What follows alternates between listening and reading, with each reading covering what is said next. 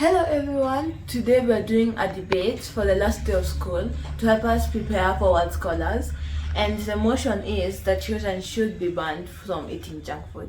Good morning everybody, judges, fellow opponents. My name is Wangari Mugane. I'm going to be affirming the motion today that junk food should be banned for children. What is junk food? Pre-prepared or packaged foods with very low nutritional value. For this argument, junk food will consist of cakes, fries, burgers, pizzas, candies, and sodas. As we can see, some of the most popular foods in the world are junk food, which is unfortunate because junk food are calorie dense and nutrient poor. Junk foods are high in calories, carbohydrates, and fats, all of which contribute to weight gain. Children are not yet capable enough to limit themselves on the foods that they enjoy eating so much. Hence, they'll gain weight, and if they keep eating these foods with no self-control, they'll become obese over a short period of time. Obesity causes a lot of problems, including joint pains, diabetes, and various cardiac problems.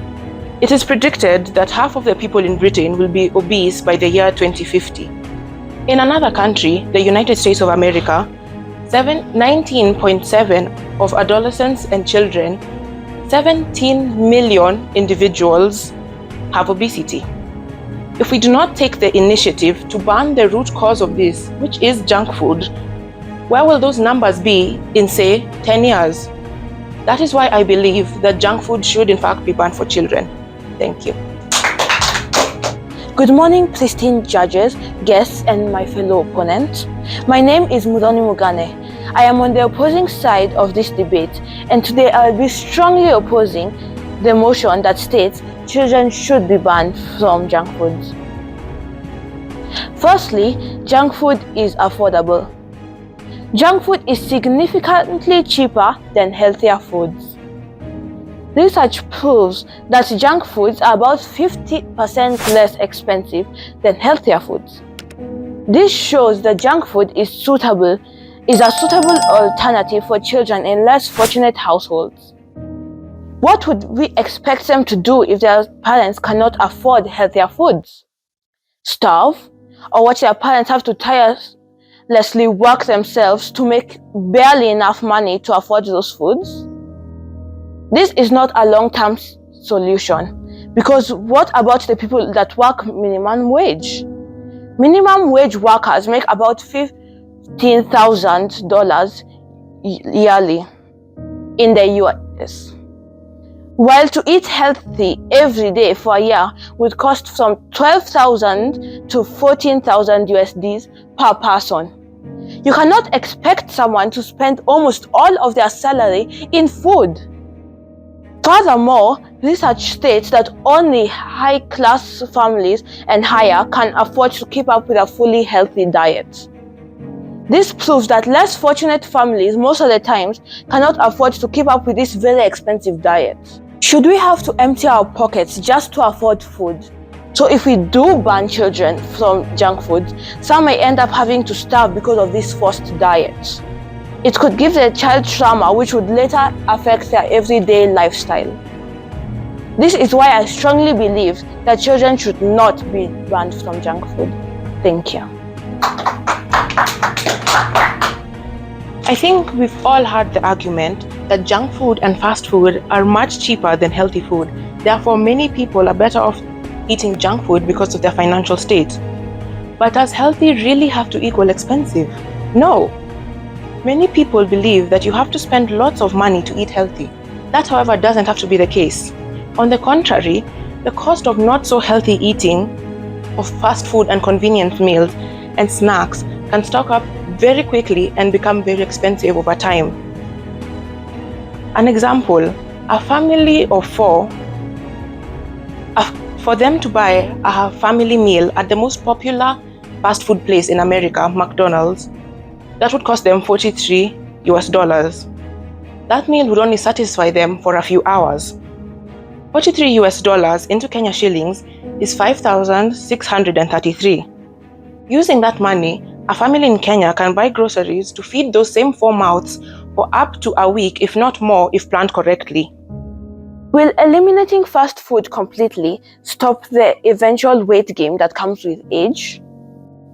Good morning, everyone. My name is Muthoni and Mugane. I am on the opposing side of this debate, and I am going to be debating on why children should not be banned from junk foods.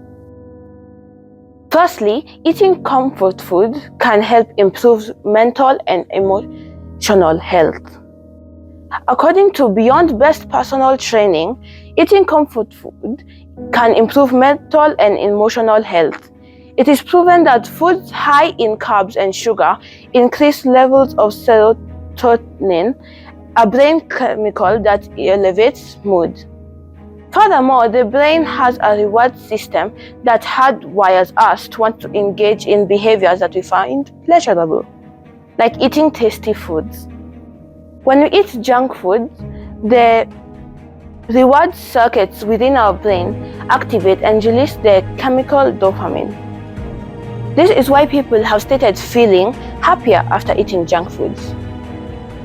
Parents might be able to relate to the tired and sleepy feeling they get during work. But children also get that feeling. They may feel tired and overwhelmed after or during a long day at school.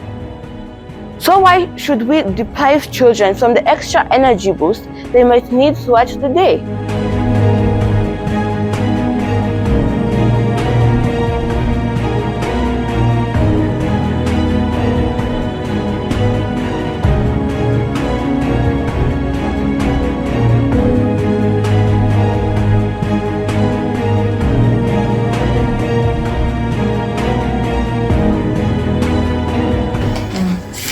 Don't you think that banning junk foods would be a bit excessive rather than moderating them and putting them to a certain way instead of banning them completely from children? As I had said before, children they're growing up and they're still learning how to take things in moderation. And because of that, if they've not fully learned how to take things in moderation, and they also don't have the drive to try and stop the harmful aftermath of when they've taken a lot of junk food. So I think children under the age of 16 should be banned from junk food just for the sake of their mental and physical health. But can you find healthy foods that are tasty that will bring that same sense of satisfaction? There are many healthy foods which are also tasty, but junk foods they have more variety and are also proven to be a bit more tastier. So that's why. And I never claimed that healthy foods there are no healthy foods that are not tasty. I just said that junk foods, they have more in that topic here. My name is Jana Mackenzie. And my name is Miss Anne. And we were the judges of the debate.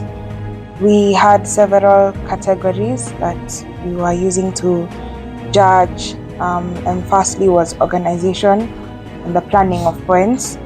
That Muthoni got an 8, I got 8.5. Secondly was the supporting fact, the statistics and the facts, the general fact.